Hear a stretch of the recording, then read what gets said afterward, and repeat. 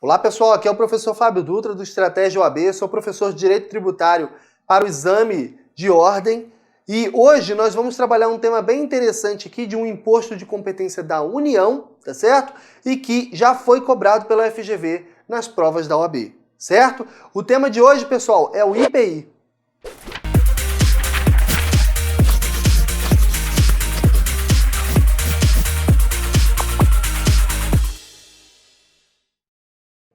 Como eu disse, pessoal, o IPI é o Imposto de Competência da União e a FGV já cobrou uma questão bem interessante sobre este tema.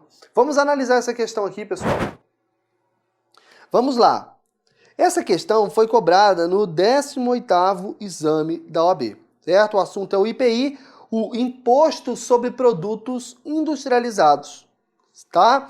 Então é o seguinte, o enunciado dessa questão tem a seguinte redação.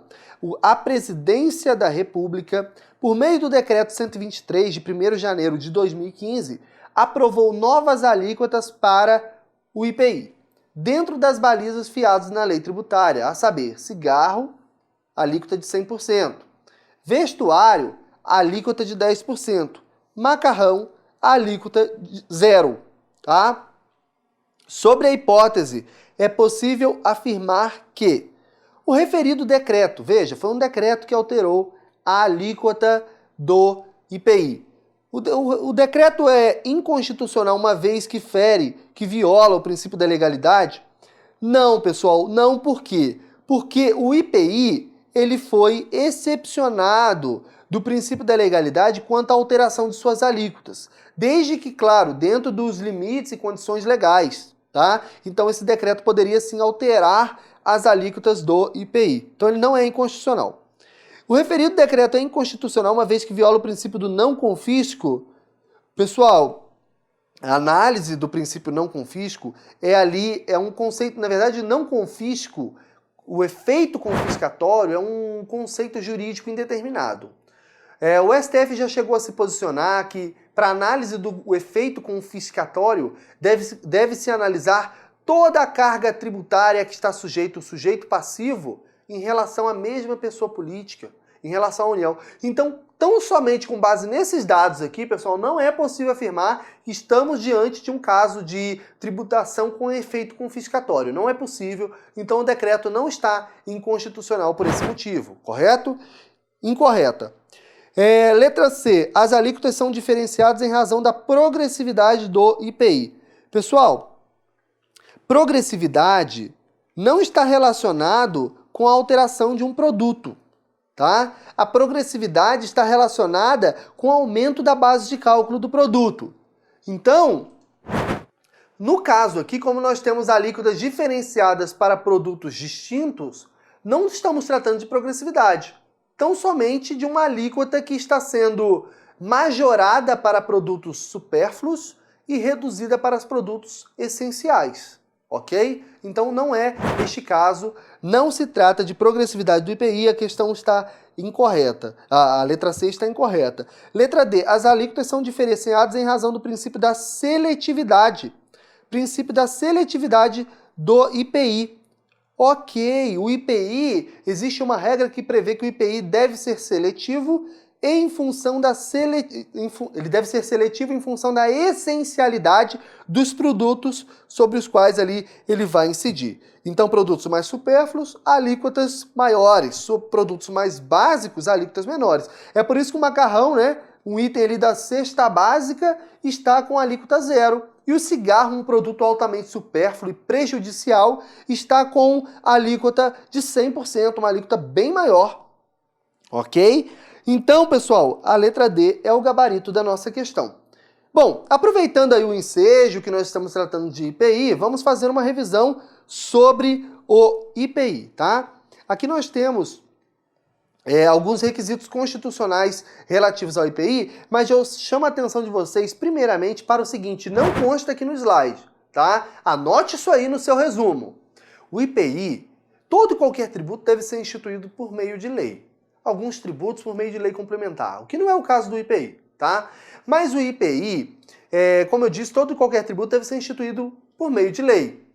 Em relação às alíquotas do IPI, o legislador constituinte ele previu ali uma exceção, né? Uma exceção ao princípio da legalidade tributária. Ele previu que as alíquotas do IPI elas podem ser alteradas por ato do Poder Executivo, por o caso de um decreto, um ato infralegal, como foi o caso da nossa questão, tá? Mas essas alterações elas têm que estar dentro dos limites e condições legais. Então, o decreto pode promover alteração nas alíquotas do IPI dentro dos limites das condições previstas na lei, ok? Então, nós temos essa exceção aí bastante interessante, anote para a sua prova, tá? Vamos verificar agora os requisitos previstos aí, constitucionais relativos ao IPI, tá? Sobre o IPI, eu quero que vocês entendam o seguinte, conforme comentamos na questão, o IPI, ele será seletivo, em função da essencialidade do produto. Como já comentamos, produtos mais supérfluos têm ali a tributação mais onerosa, alíquotas maiores, né, do que produtos mais básicos que são ali tributados com alíquotas menores, uma tributação menos onerosa, pensando sempre na essencialidade daquele produto, tá? O IPI também ele será não cumulativo, e o que seria não cumulatividade? Permite compensar o IPI devido em cada operação com o montante cobrado nas anteriores. Então, nós temos uma indústria que fabrica a matéria-prima e essa indústria revende ali para uma montadora de automóvel que vai realizar uma nova operação de industrialização. Então veja que o IPI ele pode incidir várias vezes numa mesma etapa, numa linha de produção de um produto, no caso de um automóvel, tá? E aí, pessoal, a não cumulatividade permite o quê? Ela permite que a montadora compense o IPI pago lá pelo fabricante da matéria-prima, certo? Então ele pagou o IPI devido naquela operação, fabricou a matéria-prima, remeteu para a montadora. A montadora acredita esse valor, um crédito de IPI, e aí quando ela for recolher aquele montante mais elevado, ela vai deduzir isso aqui. Ela vai então se creditar, ela vai valer-se desse valor que já foi pago para subtrair o montante que seria devido na sua operação, ok? Essa é a não cumulatividade aplicável ao IPI também. Retornando aqui, o IPI não incidirá sobre produtos industrializados destinados ao exterior. Isto aqui, pessoal, é um caso de imunidade. Não há opção da União para tributar produtos destinados ao exterior. É uma imunidade, é uma imposição da Constituição que não se tribute os produtos industrializados que estejam sendo remetidos para o exterior. É claro, a finalidade é incentivar o comércio exterior, incentivar as exportações dos produtos industrializados aqui em nosso país. Temos ainda uma outra regra relativa ao IPI, que é o seguinte, ele terá reduzido o seu impacto sobre a aquisição de bens de capital pelo contribuinte do imposto na forma da lei. O que isso aí significa, pessoal? É um dispositivo que não é auto-aplicável, porque depende de uma lei para reduzir o impacto do IPI, né? Essa lei essa norma constitucional, ela tem por objetivo fomentar o desenvolvimento econômico do país, fomentar a aquisição de máquinas, bens de capital, né? Fomentar então ali a aquisição de máquinas, né? Ampliação da indústria nacional, sempre ali tendo por objetivo estimular o desenvolvimento econômico do país, tá? Mas ele não é auto-aplicável porque depende de uma lei, certo?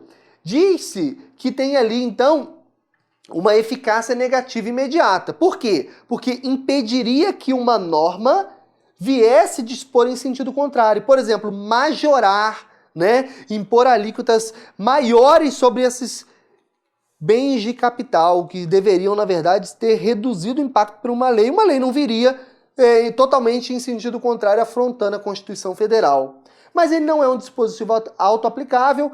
E como poderia, professor, ser reduzido o impacto do IPI na aquisição de bens de capital? Por exemplo, a tributação com alíquotas menores sobre esses bens de capital seria uma forma de reduzir, então, a incidência, o impacto do IPI sobre esse tipo de produto. Ok, pessoal? Então, basicamente aí, esta é a nossa revisão que nós teríamos que fazer sobre o IPI. Eu espero que vocês tenham compreendido todos os detalhes, é muito importante, anote aí nos seus resumos, nas suas anotações, tudo que nós comentamos aqui hoje, ok? Um grande abraço e bons estudos!